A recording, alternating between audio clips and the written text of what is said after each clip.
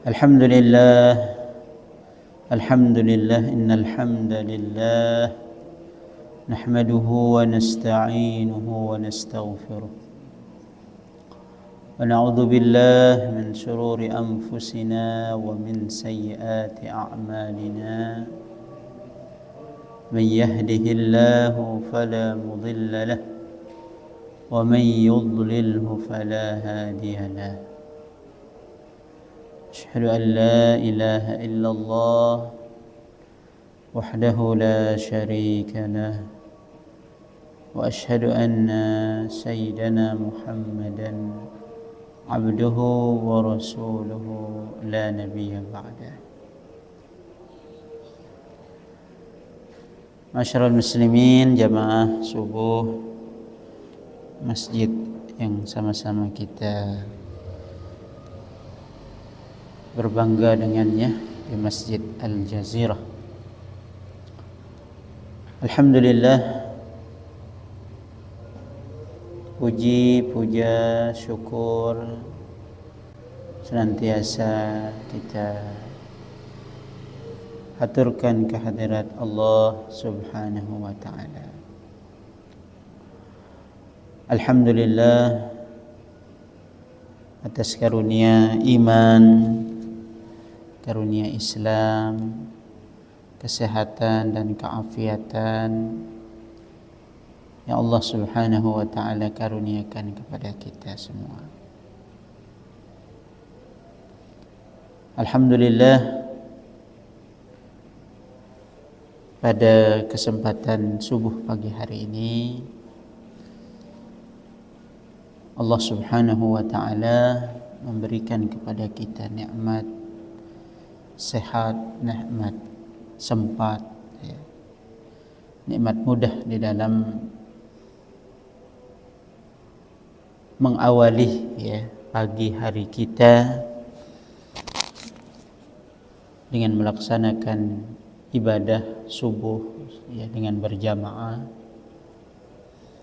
lalu kemudian sejenak melanjutkan i'tikaf kita, i'tikaf untuk meraih salah satu keutamaan dari keutamaan pagi hari, siapa yang melaksanakan salat subuh berjamaah lalu kemudian dia bisa duduk berzikir sampai dengan datangnya waktu terbit matahari, lalu kemudian melaksanakan atau menambahnya dengan menutup 2 rakaat, maka itu senilai dengan melaksanakan ibadah haji dan ibadah umrah, di mana kita tahu jamaah rahimakumullah, alhamdulillah, sebelum bulan Muharram yang kita sekarang berada di bulan tersebut,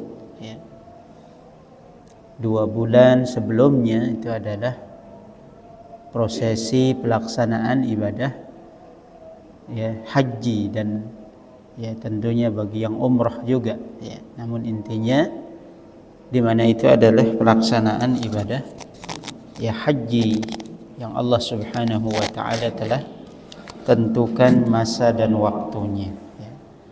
Al-hajju ashhurun ma'lumat, haji itu adalah bulan-bulan yang telah dimaklumi, telah diketahui, telah ditentukan pelaksanaannya.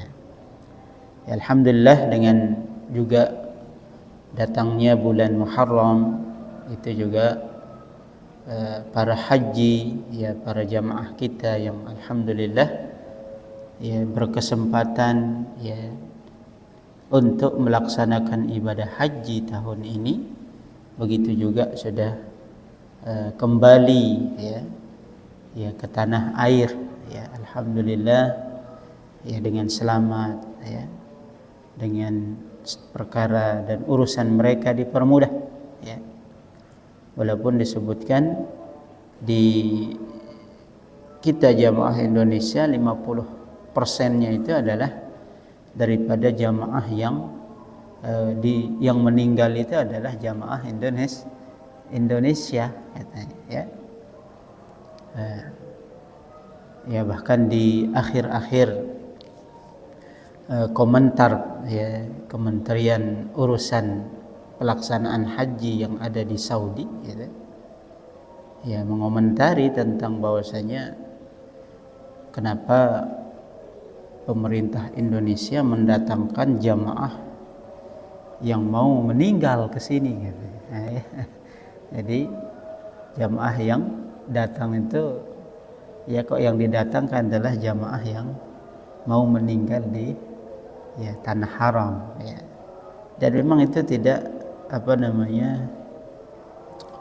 maksudnya bahwasanya jamaah kita Indonesia gitu kan. Dan memang itu terkadang menjadi satu motivasi juga dulu ya dulu gitu kan.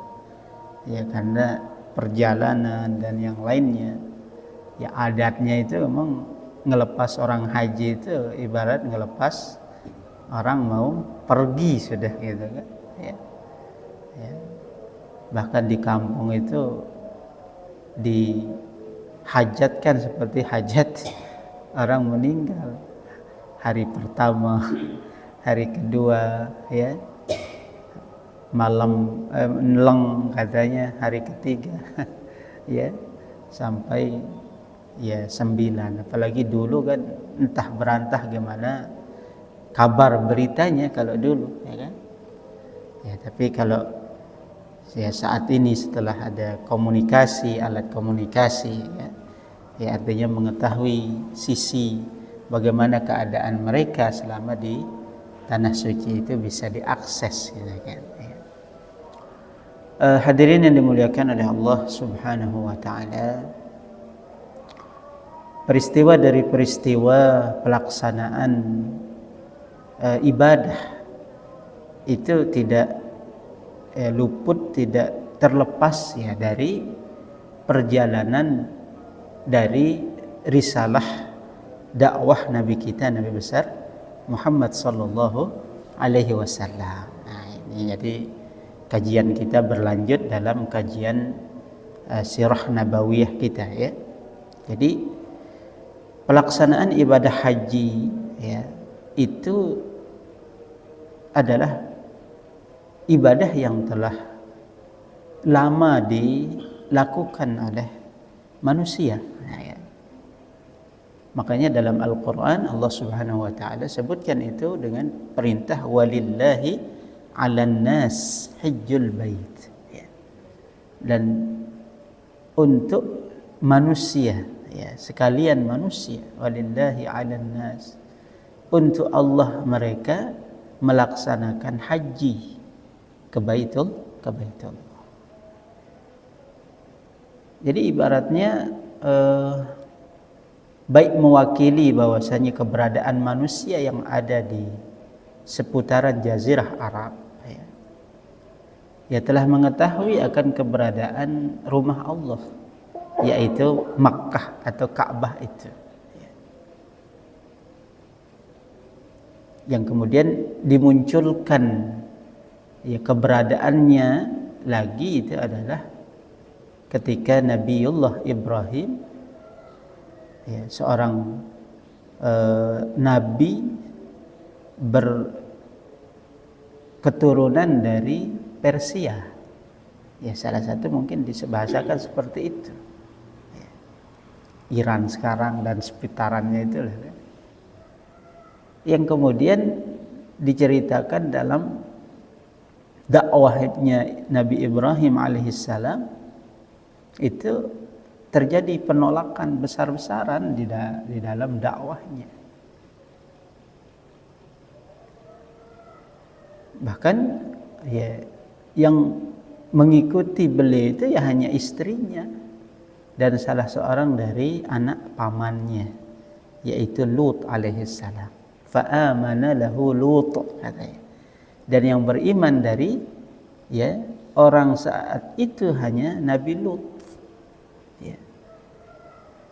Maka ketika terjadi peristiwa ya dibakarnya Nabi Ibrahim alaihissalam ya, dan Allah Subhanahu wa taala menampakkan mukjizatnya pada manusia pada saat itu, maka setelah itu beliau mengatakan wa qala inni muhajirun ila rabbi innahu sayahdin ya.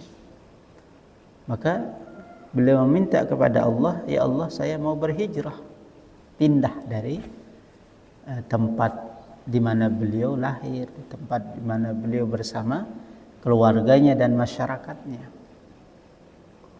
Maka dia melakukan perjalanan ya kan?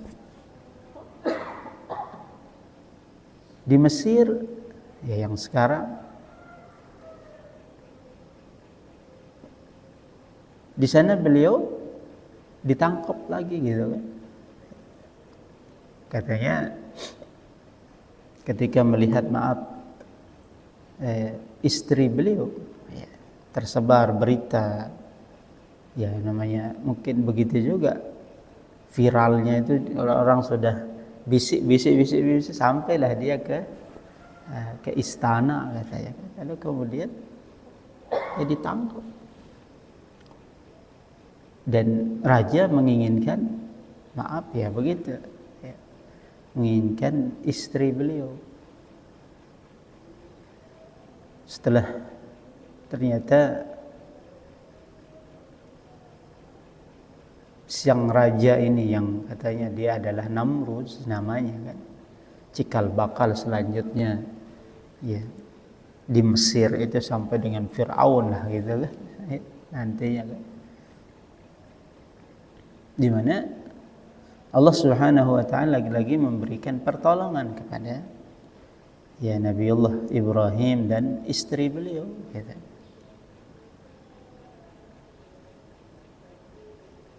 Di mana Allah Subhanahu wa taala ya dalam kisah yang disebutkan ketika ingin menggauli, ketika ingin Allah nolongnya dengan si Namrud ini tidak bisa ngapa-ngapain gitu. Sampai kemudian lanjutnya katanya beliau dihadiahkan seorang ya perempuan lagi yang kemudian disebut nanti namanya Hajar ya kan? Kalau ini Sarah, kalau ini Hajar ya. Lanjut kemudian perjalanan beliau menuju Palestina ya kan? Perintah Allah Subhanahu wa taala untuk ya memasuki sebuah negeri ya yang itu namanya kemudian disebut dengan Palestina ya. Allah Subhanahu wa taala ya menjadikan kisah dari Nabiullah Ibrahim alaihissalam ini kan kemudian menjadi sebuah sunnah, sebuah petunjuk bagi manusia ya. Mengawali sebuah kehidupan baru ketika Nabiullah ya Ibrahim alaihissalam kemudian diberikan kabar berita beliau akan memiliki anak ya. Yang mana sekian lama berkeluarga beliau belum dikaruniai anak. Dan itu kemudian muncul dari perempuan yang dihadiahkan kepada beliau dari Mesir itu, di mana lahirlah seorang yang kemudian disebut dengan Ismail. Tapi di saat ya tidak berselang waktu kemudian di mana kecemburuan katanya ada saja gitu kan, disisipkan bahasa itu ya. Kecemburuan istri ya yang disebut Siti Sarah ya, yang membuat seorang laki-laki ini ya merasa tidak enak juga gitu. Ya adalah ya bumbu-bumbu dari kehidupan bersuami dan berkeluarga ini, yang kemudian diiyakan dengan perintah Allah Subhanahu wa taala untuk membawa lagi, berhijrah beliau, ya, diperintahkan membawa, ya, istrinya yang baru melahirkan, ya, berapa bulan, untuk menuju sebuah negeri lagi, walaupun disebut dengan waktu itu belum ada apa-apa. Rabbi ij'al hadza baladan amina. Dalam doanya kan, ya Allah jadikan tempat ini, balad ini, negeri katanya. Padahal belum jadi apa-apa gitu kan. Baladan amina warzuq ahlahu minas samarat. Nah, peristiwa itu mungkin sudah diuraikan selanjutnya ketika sudah sampai di lembah Makkah. Nah, melihat sosok Ismail alaihissalam, nah, dari ayahandanya ibaratnya kan percampuran, orang tua laki dari Persia, orang tua perempuan dari Mesir, gitu kan. Ini tidak bisa dipisahkan, kemudian ya orang saling mengait-ngaitkan, gitu. Makanya lahirnya sosok Nabi Muhammad SAW, ya kan? Itu dari mana kemudian Ismail yang berketurunan tadi, campuran tadi, bertemu kemudian dengan, ya, sosok perempuan dari Bani Jurhum namanya. Nah, Jurhum ini Yaman. Jadi orang Yaman pada saat itu termasuk memiliki peradaban yang cukup diperhitungkan lah. Karena terwakilannya itu adalah dari negeri sekarang yang kita sebut dengan negeri Ethiopia. Nah, negeri Ethiopia itu kan tempat di mana nanti hijrahnya, ya, kaum muslimin pertama. Nah, karena negeri Ethiopia ini di bawah waktu itu ekspansi kerajaan, ya, Romawi. Ya, itulah sedikit di dalam mukaddimah sirah kemarin itu, gitu kan.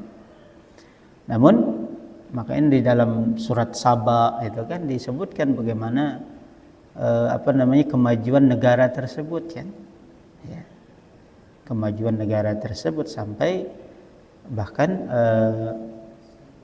ketika Nabi Daud, Nabi Sulaiman, ya kan, itu kan setelah Ibrahim terus keturunan-keturunan yang kemudian disebutkan. Nah, salah satunya itu ditampakkan ketika, ya, kerajaan Nabi Sulaiman itu, ya, salah satu kisahnya itu adalah menyebutkan tentang Saba itu, dan Saba itu ada di negeri Yaman, gitu kan, yang sekarang lah.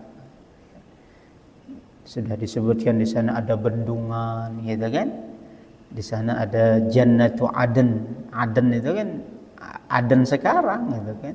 Jannah itu perkebunan, yang membuat artinya perumpamaan orang-orang yang melewati perkebunan itu sungguh sangat, ya, sudah bahasa kekiniannya mungkin modern lah, gitu kan. Subur, indah, gitu kan. Ya. Perairannya, ya, pengairannya, ya. Itu semuanya sudah sangat-sangat membuat masyarakat luar itu terkesima, gitu. Jannatu Aden itu. Nah, dari sana, ya, mereka juga adalah para pedagang, ya kan. Ketika melewati, ya, lembah Makkah itu, mereka melihat burung tak biasanya berkumpul, dan sesuai dengan ilmu perjalanan, kalau ada burung, ya, biasanya di sana ada sumber air, dan ternyata betul, ya. Peristiwa yang terjadi pada Siti Hajar dengan putranya Ismail, ya, kemudian, ya, pertama ditampakkan, ya, oleh Allah Subhanahu wa taala kehidupan itu dengan adanya air, gitu kan, ya. Subhanallah, ya. Ya, memang kemarin dikatakan wa ja'alna minal ma'i kulla syai'in hayy, dan kami jadikan dari air itu segala sesuatu itu ada kehidupan, ya.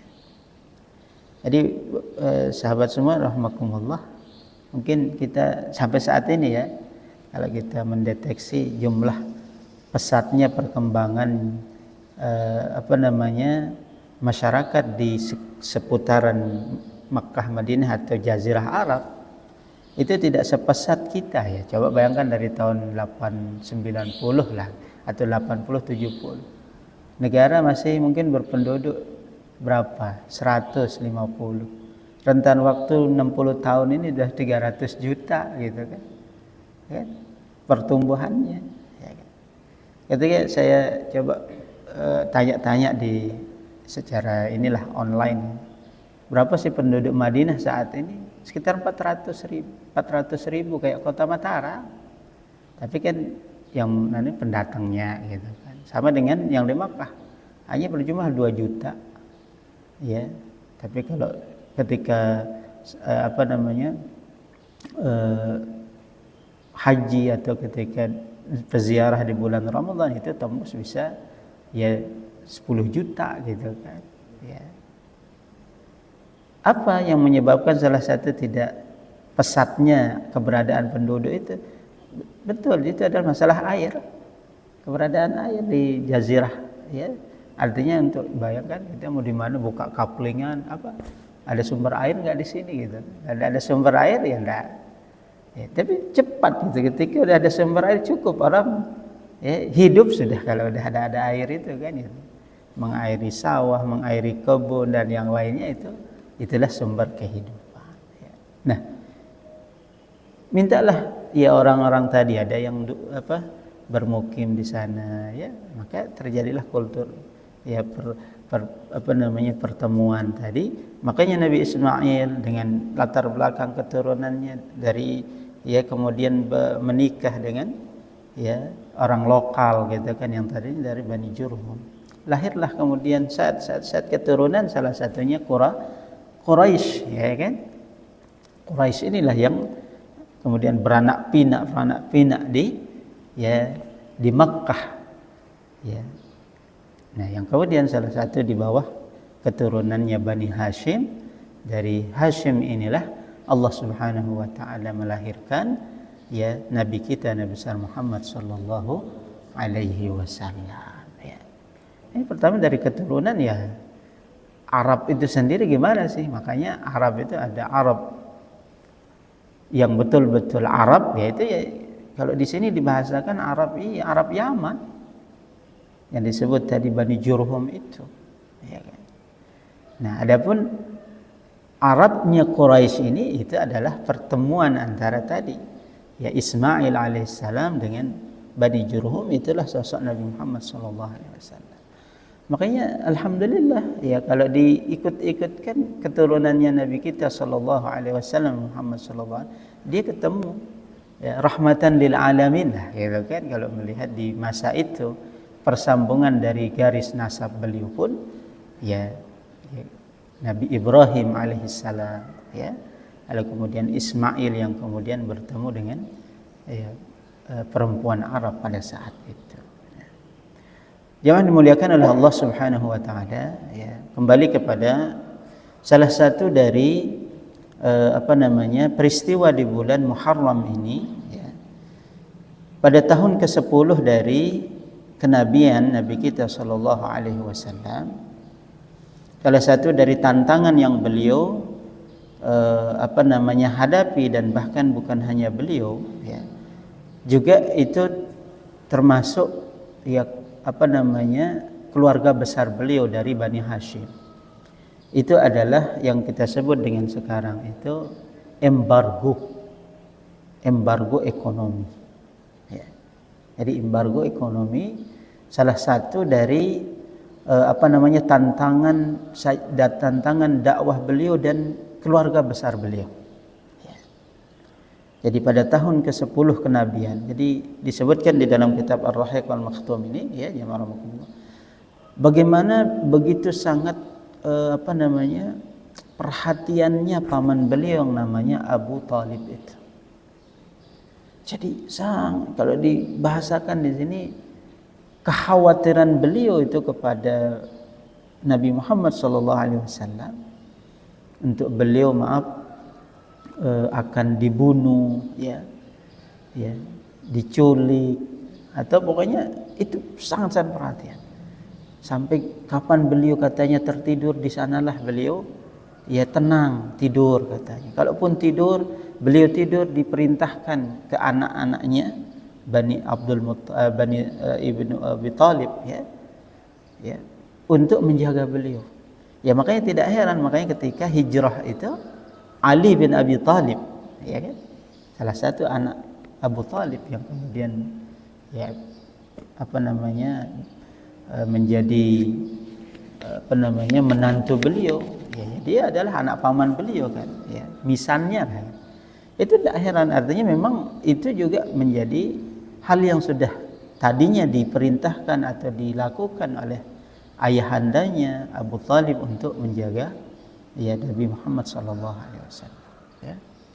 Terlebih lagi kemudian berselang di tahun itu, ya, berurutan ya Islamnya Hamzah bin Abdul Muttalib, ya, paman beliau. Kemudian Islamnya Umar ibn al-Khattab, ya. Itu menjadikan kekuatan tersendiri yang dirasakan oleh kaum muslimin dan khususnya beliau Nabi kita sallallahu alaihi wasallam. Nah, bayangkan embargo itu 3 tahun ya marhamukumullah. Dan itu berakhir katanya di bulan Muharram tahun ke-10 kenabian. Ya. Jadi sepakat semua kabilah yang ada pada saat itu yang di seantero jazirah untuk memboikot Bani Hashim. Ya, Bani Hashim ini kan, ya, Abdullah ibni Abdul Muttalib ibni Hashim. Nah ini dari ya keturunan ya kakek, dan yang di bawahnya itu tidak disapa, tidak diberikan akses untuk mereka jual beli. Jadi tidak disapa, ya didiemin gitu kan. Kemudian tidak diberikan akses untuk perekonomian mereka. Ya, artinya maklum ya, walaupun saat itu ketergantungan mereka mungkin bayangan kita adalah mengembala gitu kan. Tapi ya untuk gandum dan yang lainnya fasilitas-fasilitas masyarakat ya dibutuhkan juga pada saat itu, di mana masyarakat juga mereka melakukan perjalanan, ya melakukan perdagangan, ya kan, ya pasti ya tidak sederhana mungkin yang mungkin dibahasakan. Ya mungkin ada orang bisa beli gandum, makanan-makanan yang lainnya gitu kan, korma dan yang lain, mereka juga makan juga gitu. Itu muqata'ah yang disebut dengan boikot gitu kan. Ya bayangkan itu 3 tahun ya, sampai lembah Mekah itu ya untuk Bani Hashim itu sangat memprihatinkan katanya, ya. Nah di bulan Muharram ini jamaah rahimakumullah, pada tahun kenabian itu ya mulailah dari mereka ya berbicara satu persatu, ya. Seorang mendatangi ya semua berkeluarga gitu kan, tapi kekuatan masyarakat yang kemudian tidak bisa membendung untuk melakukan itu, ya satu-satu orang itu tidak bisa untuk melakukan. Sampai ya seorang dari mereka kemudian berkata kepada seorang dari mereka, ya ketika dia datang dengan makanan, ya lalu kemudian ya mereka mengatakan enak kita makan ya, sedangkan itu ya siapa, Bani Hashim itu adalah misan-misan kalian gitu. Tega dan mereka tidak makan baik, minum dengan baik. Siapa saya kalau saya sendiri gitu kan, saya tidak bisa. Emang kalau ada orang yang melakukan setuju dengan hal ini, apa Anda mau untuk kalau begitu saya setuju pertama, misalnya gitu kan. Kalau begitu kita cuman berdua, carikan saya yang kedua, ketiga, keempat, ya kan? Sampai kemudian ya berkumpullah beberapa tokoh, ya 10 orang, untuk kemudian mereka bersepakat untuk merobek, gitu kan, ya pamlet kesepakatan ya beberapa kaum itu untuk Ya walaupun seperti tadi kondisi masyarakat saat itu ada yang senang, iya, ya ada yang prihatin juga. Maka dengan sobeknya perjanjian tersebut katanya, maka dengan itu secara otomatis katanya kemudian pemboikatan itu berakhir. Ya. Nah, hadirin dimuliakan oleh Allah Subhanahu wa taala, ya. Jadi makanya ada kadang di masyarakat kita atau mungkin keterikutan kita dengan salah satunya bayangan tentang bulan Muharram ini gitu kan. Ada yang melihatnya suatu hal yang sangat berat. Ya, bulan Muharram itu bulan keras katanya kan. Makanya di sebagian masyarakat itu kan ada sebagian sekte kita di kaum muslimin bulan Muharram ini diikutkan misalkan dengan kejadian-kejadian keras memang baik di masa dakwah Rasulullah sallallahu alaihi wasallam gitu kan ya sampai kemudian di masa sesudah wafatnya baginda Rasulullah sallallahu alaihi wasallam beberapa peristiwa ibaratnya sepertinya terjadi di bulan Muharram, sedangkan bulan Muharram ini dari 4 bulan yang memang diharamkan, sebenarnya tidak boleh terjadi kontak fisik ya, saling menzalimi ya kan, saling bunuh membunuh ya, sebenarnya tidak diperbolehkan ya. Tapi ya terkadang di dalam peristiwa tersebut dakwah Rasulullah sallallahu alaihi wasallam ketemulah beberapa peristiwa yang kemudian merubah mindset tentang bulan haram itu gitu. Salah satunya adalah asy-syahrul haramu bisyahril haram wal hurumatu qisas, ya kan? Salah satunya begitu kan. Ketika kemudian satu waktu setelah hijrah Rasulullah sallallahu alaihi wasallam ternyata bertepatan waktu di mana kaum muslimin ya yang diperintahkan oleh Rasulullah beberapa kelompok untuk mencegat kafilah-kafilah masyarakat orang Mekah gitu kan, itu pas terjadi di bulan Muharram. Sampai kemudian mereka protes. Akhirnya jadi kadang play victim itu kan begini kan bahasa sekarang gitu kan. Dia yang salah, dia yang paling mengaku benar kan gitu kan. Ya. Yuk bukankah ini bulan haram katanya kan? Yuk kok Muhammad dengan pengikutnya itu mengganggu bulan haram katanya kan. Kok Muhammad mengganggu bulan haram? Ya. Oh. Itu ya gitu kan. Maka turunlah ayat itu kan. Wal hurumatu qisas ya. Dan ya di bulan haram itu juga kalau memang ada qisas ya boleh untuk dilakukan. Bagaimana itu? Gitu kan? Ketika kalian ya tidak melihat bagaimana kondisi kaum muslimin ya, bersama kalian waktu di Mekah gitu kan. Tidak pernah mengindahkan atau tidak mungkin pernah pada waktu itu ketika lemah orang gitu kan nyebut-nyebut oh ini bulan haram kita jangan ganggu dong peribadatan atau pengikutnya Muhammad, tapi tidak ada jedanya kok ya kan? Makanya disebut nggih asy-syahrul haram bisyahril haram wal hurumatu qisas ya. Yas'alunaka 'anil syahril haram qitalin fi gitu. Mereka bertanya kepadamu tentang bulan haram itu untuk mereka itu melakukan sebuah ya peperangan itu atau sebuah konfrontasi lah itu. Qul qitalun fihi ya. Katakanlah bahwasanya ya, itu tidak boleh ya. Tapi lihat wasaddun an sabilillah wa kufrun bihi wal masjidil haram ya kan, apa yang kalian lakukan dari kekufuran, mencegah orang dalam keimanan, bahkan mencegah orang dari Masjidil Haram yang merupakan notabene-nya itu adalah tonggak dari ketauhidan gitu kan. Kalian larang. Ya kan?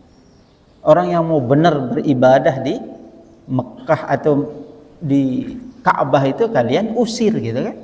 Wasaddun an sabilillah wa kufrun bihi al Masjidil Haram. Wa ikhraju ahlihi minhu, dan bahkan mengusir orang yang benar-benar ingin beribadah di sana. Orang mau iktikaf, orang mau bertawaf, orang yang mau sa'i benar-benar gitu kan, kalian usir dia. Jadi ibaratnya orang benar-benar ya mau sholat di sini gitu kan, daripada yang tidur-tidur apa main-main di dalam masjid gitu kan, yang sholat yang diusir daripada yang, nah kira-kira mau begitu ya kan? Wa ikhraju ahlihi minhu akbaru indallah wal fitnatu asyaddu minal kufr. Bahkan kemudian al fitnah yang kemudian ditafsirkan itu adalah asyirku. Syirik itu ya adalah lebih besar daripada asyaddu minal, dari kekufuran yang kalian lakukan ya. Nah, jadi subhanallah ya, jadi kan play victim itu udah dari dulu, terkadang orang yang kuat itu melakukan itu. Makanya kalau kemudian di bulan haram pun kalau terjadi ya ada orang membunuh ya dibalikkan dengan pembunuh, itu sah-sah saja gitu. Melihat kejadian bukan hari itu, kejadian sebelumnya yang kalian lakukan ini adalah balasannya yang dilakukan oleh ya sahabatnya Muhammad gitu kan. Jadi jangan begitu dong. Jangan memakai standar ganda untuk ya apa namanya untuk diri sendiri gitu kan. Ya. Kalau dia ya benar, kalau orang ya salah gitu kan. Ya. Nah, jadi subhanallah ya jamaah rahimakumullah. Makanya Nabi kita Nabi sallallahu alaihi wasallam ya melangkahi sebuah aturan itu beliau sangat-sangat apa yang diperjanjikan oleh masyarakat ya beliau jaga sebenarnya ya kan? Beliau jaga. Tapi kalau orang sudah berkhianat itu beda lagi.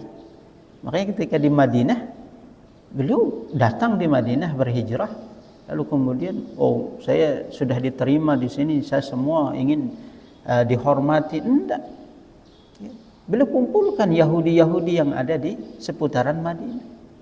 Ya, yang kita ini Madinah ini milik bersama kalau ya kan.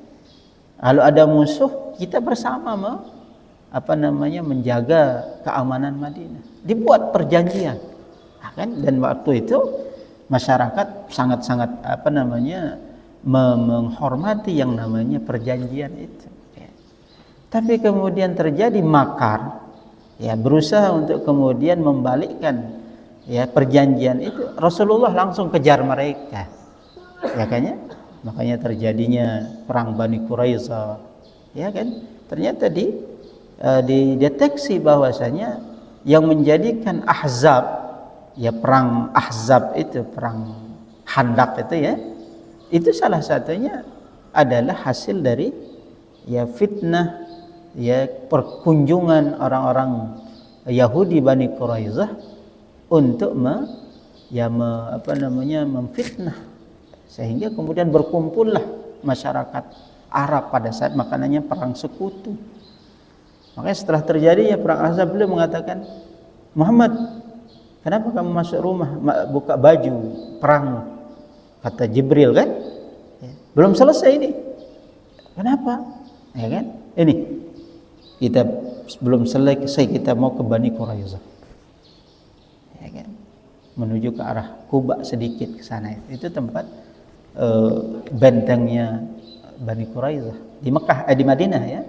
Ya Bani Yahudi. Oh, begitu ya kan? Belum selesai ini, belum.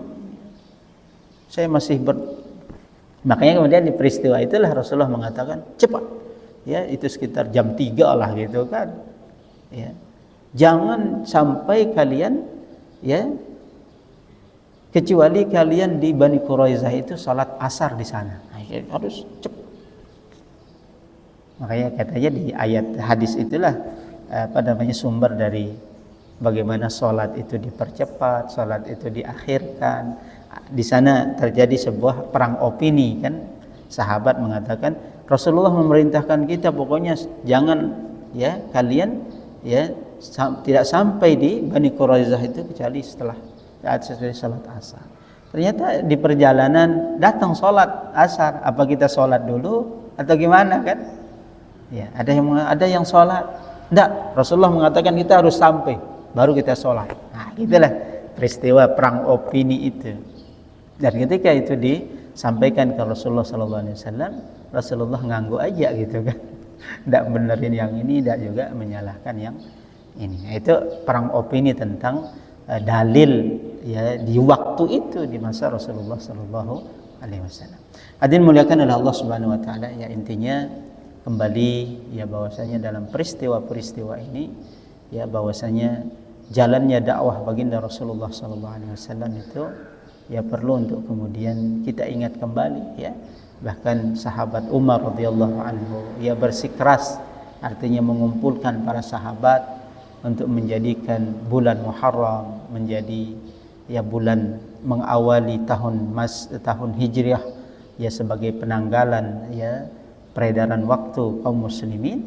Ya ini perlu tidak main-main, harus kita apresiasi lah gitu kan ya, walaupun dengan masa waktu gitu kan ya kita memakai ya tanggal bulan dengan menyebut ini ya salah satunya dengan mengingat ini hari apa bertepatan dengan bulan hijriahnya Rasulullah Sallallahu Alaihi Wasallam.